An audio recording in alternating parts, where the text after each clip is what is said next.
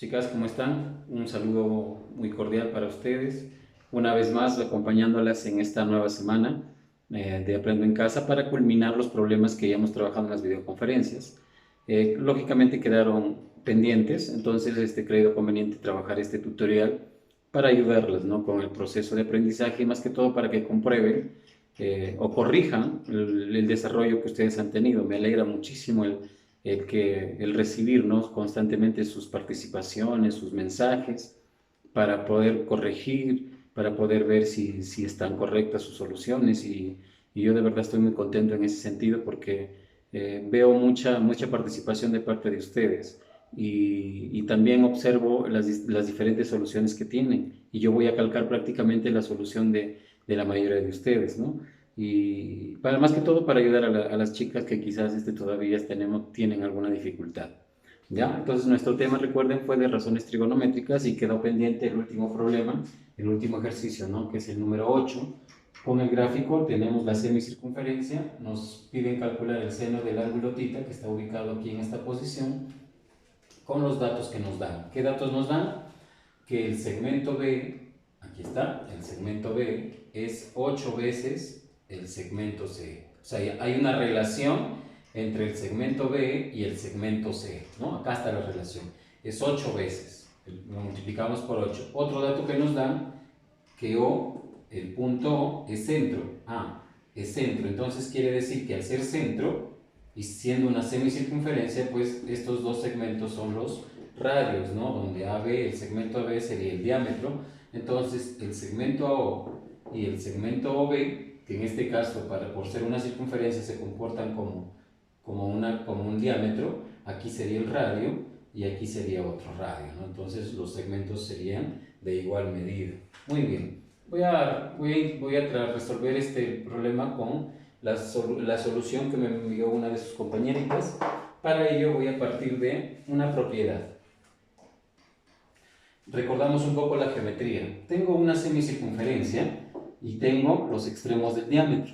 La propiedad dice así: si de los extremos del diámetro nosotros juntamos esos extremos en un punto de la circunferencia, cualquiera que sea yo lo junto por aquí, ahí está, lo estoy juntando, automáticamente el ángulo que forman es un ángulo recto. Automáticamente es un ángulo recto.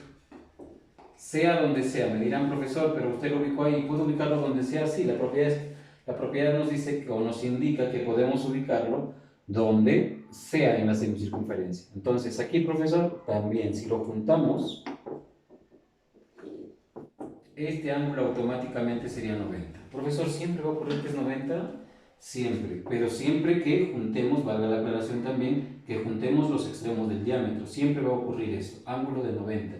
Y eso obedece en geometría, para recordar un poquito, porque esto es un ángulo inscrito. Y al ser un ángulo inscrito es la mitad del arco que lo subtiene. ¿Qué arco subtiene? A toda esta parte si nosotros completamos. Esta parte mide 180 grados, ¿verdad? Por ser la mitad de la circunferencia. Entonces, como este ángulo que lo subtiene, o este arco, perdón, que lo subtiene 180 grados, entonces este ángulo, por ser inscrito, es la mitad. También obedece a una propiedad, no es una característica o un corolario, donde se habla del arco capaz. Sí, así tiene como nombre, ¿no? Lo podrían revisar también en algún texto o en el internet. Entonces, lo borré aquí. Recuerden, tengo una semicircunferencia, yo tengo una semicircunferencia, y si junto los extremos del diámetro en un punto, automáticamente el ángulo que forman esas líneas es recto. Tenemos el diámetro, fíjense. Si yo junto esta línea, acá está, miren, esta línea ya está ubicada, solamente me faltaría colocar la otra línea. Profesor, pero ¿por qué hace ese procedimiento? Muy buena pregunta, antes de realizar ese procedimiento, ¿no? El procedimiento se hace por el siguiente motivo. Nos piden calcular el seno del ángulo θ. Aquí está el ángulo θ. Pero, ¿dónde está un triángulo rectángulo? Sería un poco complicado el trazar un triángulo aquí, ¿no? ¿Por qué? Porque solamente conoceríamos este pedacito y el resto va a ser complicado calcularlo. Recuerda que el seno es cateto opuesto sobre la hipotenusa. Si yo trazo una línea aquí, pues el único valor que voy a tener es la hipotenusa y no lo voy a tener el valor completo porque hay relación, no me dice cuánto vale, solamente hay una relación entre ellos, bien complicado. Profesor, entonces cámbielo, mire, por ángulos opuestos por el vértice este ángulo también vale tita, ¿verdad? Claro, este ángulo también valdría tita por ángulos opuestos por el vértice. Ah, ya, entonces aquí se puede calcular, como les expliqué ya en las videoconferencias, ¿verdad? Muy bien. ¿A qué es igual el seno del ángulo? Cateto opuesto sobre la hipotenusa. Pero ¿cuánto vale el cateto opuesto? Sabemos que estos dos miden lo mismo, pero ¿cuánto? No sabríamos. Profesor, pero si hay relación aquí, claro, pero igual no sabríamos el valor exacto para poder calcularlo. Nos vamos a ayudar, sí, aquí obviamente nos vamos a ayudar acá, definitivamente sí. Vamos primero con los datos entonces antes de ubicar esta propiedad, no lo hemos colocado. Nos dice que el segmento B es 8 veces el segmento C, pero no sabemos el valor exacto, solamente hay una relación de 1 a 8 prácticamente. Entonces, si el segmento CE le asignamos un valor de A, entonces el segmento B valdrá 8 veces, 8A. La variable que tú desees, ¿no? Aquí tampoco sabemos exactamente cuánto mide, pero sí podemos decir que esto es el radio y este es el radio, o sea, miden lo mismo, pero desconocemos su valor. Ahora, le voy a llamar T1 aquí. En T1, me ayudan por favor, en T1, el seno del ángulo θ, que es lo que me pide el problema, ¿a qué será igual?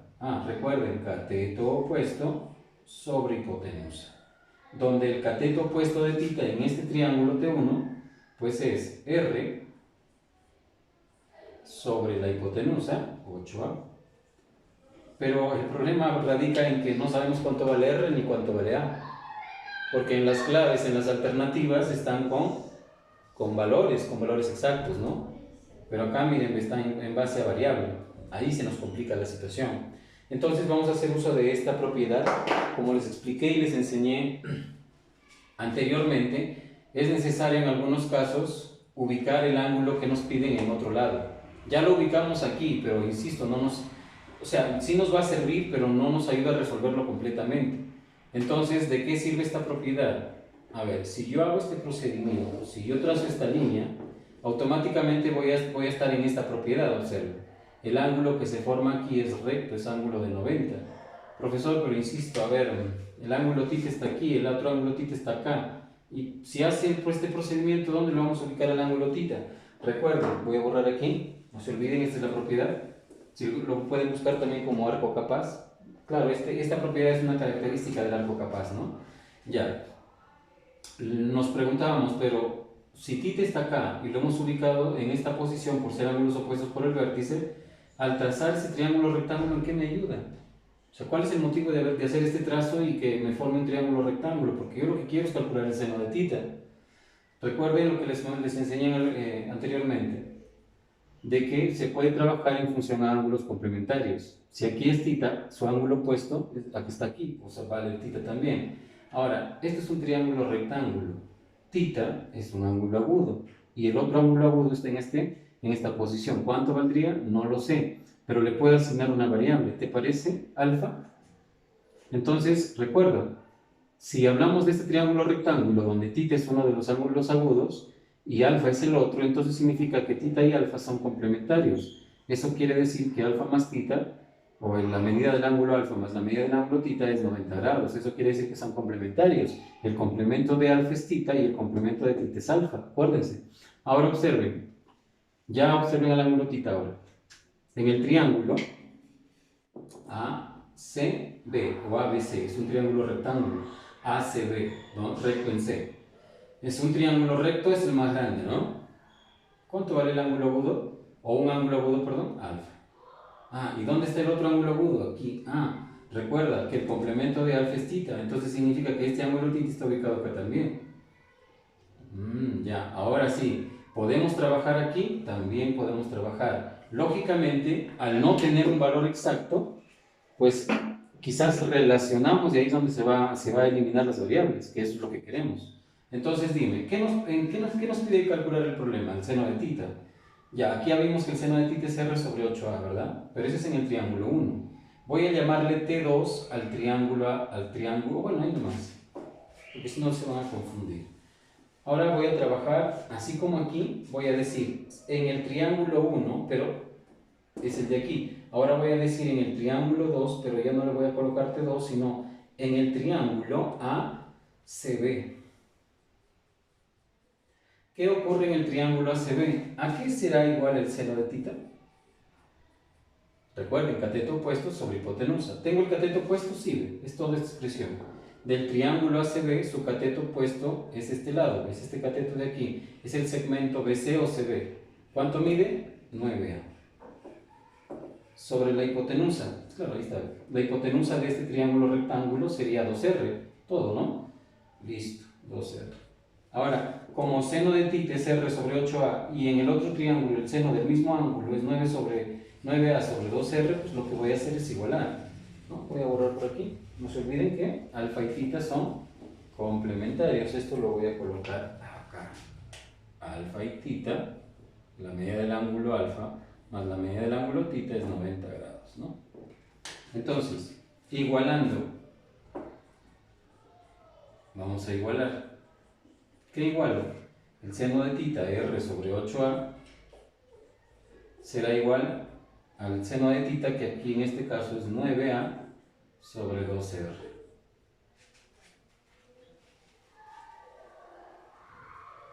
Sobre 2R. Lo subo a multiplicar y me va a quedar 2R cuadrado. Lo subo a multiplicar y me va a quedar 72A cuadrado. Y pues, antes de sacarle raíz cuadrada, podemos sacarle mitad. Y nos va a quedar que R cuadrado es igual a 36A cuadrado. Ahora sí, dense cuenta que todo tiene raíz cuadrada. Entonces, si extraigo la raíz a un lado, lo extraigo a todo, para no generarme problemas, ¿verdad? A ver por aquí.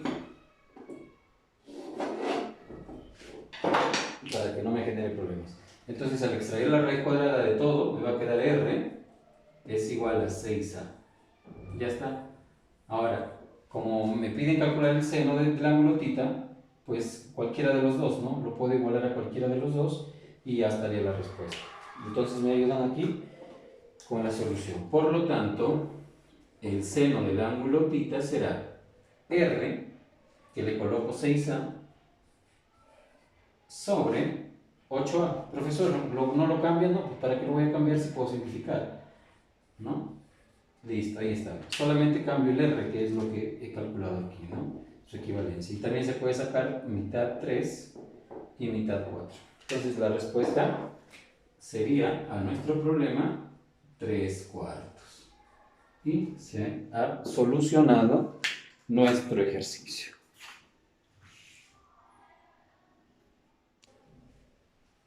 Muy bien, entonces espero que no haya dudas, espero que se haya captado. Y ahora pasamos a la siguiente actividad de ángulos de elevación y de presión, que justamente era el tema en sí de la semana 7 y 8, ¿no? de Aprendo en Casa. Estos fueron los previos, conocimientos previos para poder entender, ¿no? Ya, entonces en el problema también quedó pendiente porque habíamos trabajado. Entonces en el problema 4 nos dicen, en la situación significativa, desde un punto en tierra, ubicado a 12 metros de un edificio, entonces yo digo, desde un punto en tierra, aquí está el punto en tierra, está ubicado a 12 metros del edificio, acá está, a 12 metros del edificio, significa que esta longitud es 12 metros. Se ve la parte más alta con un ángulo de elevación alfa. Se observa la parte más alta. Acá está la parte más alta. ¿Con qué ángulo de elevación? Ángulo alfa. Entonces el ángulo de elevación, recuerda, es con la horizontal, ¿no? Ahí está. Entonces este es el ángulo alfa. Además nos dan un dato. Nos dicen que la tangente, sabiendo que la tangente de alfa es 3 medios, nos piden calcular la altura del edificio. Miren, si se dan cuenta no está tan complicado, ¿no? Aquí está el punto en tierra, se observa la parte más alta del edificio con un ángulo de elevación alfa. El punto en tierra está ubicado a 12 metros del edificio y nos piden calcular la altura del edificio. Con estos datos podremos resolver y con este dato prácticamente se nos facilitó todo. Porque recuerda que la tangente de alfa es cateto opuesto sobre cateto adyacente. Eso quiere decir que el opuesto de alfa debería ser no 3 exactamente, sino múltiplo de 3 o el famoso 3K, ¿no? Como lo podemos trabajar, 3K. Bueno, yo lo trabajo de esta manera, ¿no? 3 por alfa. Y el adyacente de alfa, que es la distancia que hay entre el punto y el edificio por tierra, sería 2, pero no sería 2 exactamente, sino el 2K, pero que en este caso yo lo trabajo como 2 por alfa. Ahora mi pregunta, para no hacerme líos con el K. 2, ¿por qué el número es 12? Acá no es necesario utilizar Pitágoras porque a nosotros nos piden la altura del edificio. Si nos hubieran pedido la línea visual, ahí sí, ¿no? Primero Pitágoras, ¿verdad? Listo. En este caso no, miren, solamente es necesario saber cuánto vale ese K y ya está. Entonces, ¿qué número por 2 es 12? Y la respuesta es 6, ¿no? 2 por 6. Eso quiere decir que el famoso K o la constante sería 6. Por lo tanto, la altura del edificio, que es esta, será igual a 3 por 6. Por lo tanto, la respuesta es 18 metros. No ha estado tan complicado, ¿verdad? En el problema 5 nos dicen otro problemita más. Desde lo alto de un faro, aquí está el faro, este es el faro, desde lo alto, aquí está lo alto del faro, se observa a un mismo lado dos barcos anclados. Por aquí están los dos barcos anclados, 1 y 2. Esta es la parte más alta del faro y al mismo lado, se observa un barco y se observa el otro barco, ¿no? Se observan dos barcos con ángulos de depresión de 53 grados y 37 grados. Si los barcos están separados a una distancia de 14 metros, eso quiere decir que hay un dato ya. O sea, los barcos, aquí está, la distancia que los separa, aquí, esta es la distancia que los separa, la distancia que los separa es 14 metros. Listo, ese es el dato que tenemos.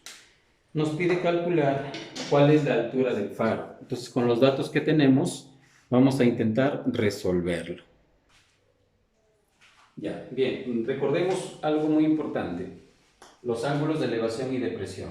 Si tengo un punto inferior, y quiero que se observe una parte superior, pues existe un ángulo de elevación, donde este es el ángulo de elevación de B hacia A, ¿verdad? Pero si quiero el ángulo de depresión, pues sería de A hacia B, y el ángulo de depresión estaría aquí, pues siempre con la línea horizontal. Entonces, si yo tengo aquí este punto, si yo tengo este punto y quiero observar a este punto, esta es la línea visual, pero el ángulo de depresión, porque está hacia abajo, está observando la parte inferior, el ángulo de depresión siempre es con una línea horizontal, entonces el ángulo de depresión es el de acá, que es el que te estoy mostrando. Recuerda, para hacerlo digamos más sencillo, como a mí me interesa trabajar este triángulo rectángulo, pues ya sé que el ángulo de depresión es este, ¿verdad? Pero yo trabajo mejor con el ángulo de elevación, prácticamente con el ángulo inferior. Y eso es lo que vamos a trabajar acá. Nos dice, los ángulos de depresión de la parte alta del faro a la parte inferior, donde están anclados los barcos, son de 53 y 37 grados. Eso quiere decir que si yo trazo una línea horizontal, el primer ángulo es de 53. Eso quiere decir, como es el primer barco, el ángulo de 53 estaría acá, que es lo que estamos analizando ya. Si yo trazo una horizontal, pues voy a trabajar, este es el ángulo de 53, pero no me conviene mucho trabajar, recuerden, arriba, sino me conviene trabajar abajo por los triángulos que se forman. Y ahora, con el segundo barco, otra vez trazo una línea horizontal y mi ángulo de 37, porque así nos dan, los ángulos de elevación son de 53 grados y 37 grados. Entonces, el primer ángulo está aquí, y el segundo ángulo sería el de acá, de 37 grados. Y vuelvo a repetir, si yo trazo la línea horizontal, si yo hago el trazo de la línea horizontal, pues el ángulo de depresión estaría acá, que sería 37, pero es mejor trabajar abajo, ¿verdad? Que es lo que les recomendaba, porque acá están los triángulos y además están los datos, ¿verdad? Ya. Muy bien. Ahora, Tenemos que la distancia entre los barcos es de 14 metros. Pero observen algo muy importante. A 53 grados se le opone esta longitud, pero a 37 grados también se le opone esta longitud. Lógicamente, siendo triángulos diferentes, uno más pequeño que el otro. Les comenté en una videoconferencia anterior acerca de una técnica. A 53, ¿qué se le opone? 4K, ¿no? Y a 37, ¿qué se le opone? Bueno, acá estamos trabajando, ¿no? Los ángulos de 37 y 53. A 53, ¿qué se le opone? 4K o 4 por una variable. Y a 37, a 53 se le opone 4 por la variable. Y a 37, ¿qué se le opone? 3 por una variable. O sea, 4K a 53, 3K a 37. Pero, lógicamente, esa constante no puede ser la misma, no es ilógico. Entonces, para poder trabajar mejor este problema, ¿qué recomendamos? La multiplicación. 4 por 3. ¿Cuánto es 4 por 3? 12. Entonces voy a decir que la altura del faro, por ser lado opuesto de 53 grados y de 37 grados, entonces saco su mínimo. Voy a decir que esto es 12K. A 53 se le opone 12K en este triángulo chiquito, pero recordemos, profesor, que a 53 se le oponía 4K. Entonces yo puedo decir, miren aquí, puedo decir que este 12K en realidad es 4 para que me dé 12K, 3K, y este sería la constante, miren. Aquí, profesor, ¿para qué está haciendo eso? Para saber cuánto mide este pedazo de acá. Porque si este ángulo es 53 grados, pues el de acá debería ser 37 grados, en este triángulo pequeñito, observen. En este triángulo. Si este ángulo es 53 grados, el de acá debe ser 37 grados. A 53 se le opone 12K, pero mejor lo relaciono 4 por 3K, donde la constante sería ese 3K. Y a 37, ¿qué se le opone? Pues se le opone 3, no se olviden, 3 por A. En este caso la constante sería 3K. No te olvides. A 53 se le está oponiendo 4 por 3K para que me dé este valor. Entonces a 37 se le debe poner 3 por este mismo valor, observen. Entonces quiere decir que esta longitud de acá debería ser 9K. Ahí está. 3 por 3K. Muy bien, ahora a 37 se le opone, no te olvides, ya hablando del triángulo más grande, y lo voy a escribir por acá con morado, a 37 se le opone 3K.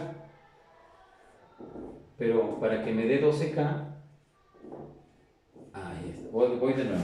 A 37 se le opone 3 por una constante. 3 por una constante. A 37 se le está oponiendo 12K. Si yo le doy forma, 3 por 4K, donde 4K sería la constante. Profesor, ¿y para qué hace eso? Porque con eso puedo calcular toda esta longitud, miren. La longitud inferior, la longitud de abajo, toda esta longitud. Porque el 37 abarca toda esta línea. Entonces, a 37 se le opone 3 por 4K para que me dé el 12K. Entonces quiere decir que todo este ángulo me daría 53, y a 53 se le opone 4, por en este caso, ¿por quién? Por 4K. Eso quiere decir que aquí es 16K toda esta longitud. Pero ya tengo 9K. ¿Por qué, profesor, 16K? 4 por 4. 16K. Pero yo ya tengo 9K. Para que me dé 16K, significa que esta longitud que falta debe ser 7K. 9K más 7K, este es 16K. ¿Y qué gané con eso? Resolver cuánto vale K. 7K sería igual a 14 metros. Si yo saco séptima, pues K valdría 2 metros. Y como a mí me están pidiendo calcular la altura del faro, pues la altura del faro, ahí está, la altura del faro es 12K, o sea 12 por 2 metros. La respuesta entonces sería 24 metros, ¿no? Que equivale a la altura del faro. Bueno, entonces espero que se haya captado una vez más. Nos quedaría un problema pendiente, a ver. Y el problema que falta sería el problema 6, ¿no? El último. A ver, el problema nos dice desde un punto en tierra, aquí está el punto en tierra, se divisa lo alto de un edificio, asumamos que este es el edificio, esta línea, y se observa la parte más alta con un ángulo de elevación alfa, nos dan como dato. Nos acercamos una distancia igual al doble de la altura del edificio. Entonces, si la altura del edificio le asignamos una variable, podría ser h, o x, o la variable que tú desees. Y como el punto en tierra está en esta posición y se acerca una distancia el doble de la altura del edificio, entonces si me acerco, me voy a acercar 2 veces la altura del edificio, que es h. Ya me acerqué, estoy en esta posición. Y ahora, lo alto del edificio se observa con un ángulo ya no de alfa, sino de beta, según el problema. Vuelvo a repetir. Desde un punto en tierra se observa la parte más alta de un edificio con un ángulo de elevación alfa. Nos acercamos una distancia igual al doble de la altura del edificio, nos acercamos una distancia igual al doble de la altura del edificio y ahora el ángulo de elevación es beta. Y con esos datos nos piden resolver a qué es igual la cotangente de alfa menos la cotangente de beta. Muy bien, pues ya analizamos de que la altura del edificio es h, o sea, le hemos asignado una variable. Y acá, según el dato del problema, nos hemos acercado a una longitud igual al doble de la altura del edificio, entonces nos hemos acercado a 2h. Ahora nos quedaría pendiente este segmento, cuánto mide esta longitud, pero como no sabemos, no nos dan otro dato, le tendríamos que asignar una variable. Pues, ¿qué te parece si le asignamos una variable a? Por lo tanto, recordando que la cotangente de un ángulo es cateto adyacente sobre cateto opuesto. Entonces, nos piden calcular L, cotangente de alfa, menos cotangente de beta. Lo único que hago es reemplazar. La cotangente de alfa es cateto adyacente, 2h más a, sobre el cateto opuesto. Tanto para alfa como para beta, su cateto opuesto es la misma longitud, es h. Ahí está. Menos la cotangente de beta, cateto adyacente, sobre el opuesto, que es h. Se formó una diferencia de fracciones homogéneas, donde fácilmente se puede cancelar a, ¿no? Entonces voy a decir 2h más a menos a, todo sobre h, porque son fracciones homogéneas. Donde a menos a se anula y nos va a quedar 2h sobre h. Por lo tanto, la expresión L sería 2. Recordando que como nos están pidiendo una diferencia de razones trigonométricas o una operación de razones trigonométricas, siempre nos va a dar un valor adimensional. En este caso no puedo decir que vale 2 metros, 3 metros, como en el caso de allá, porque, lógico, h sí debe estar en una unidad de medida, centímetro, metro, kilómetro, etc. Pero en este caso, pues, lo más conveniente por ser el problema, pues metros, ¿no? Pero al hacer nosotros la razón trigonométrica, esa unidad de medida se va a cancelar, por lo tanto el resultado nos va a dar simplemente un valor numérico adimensional, o sea que no tiene unidad de medida. Que eso también ya lo hemos especificado en las clases anteriores. ¿Listo, chicas? Bueno, espero haberles ayudado. Con esto hemos dado por concluida nuestra actividad de la semana número 8. Muy bien, cuídense, chicas, nos vemos en una nueva semana.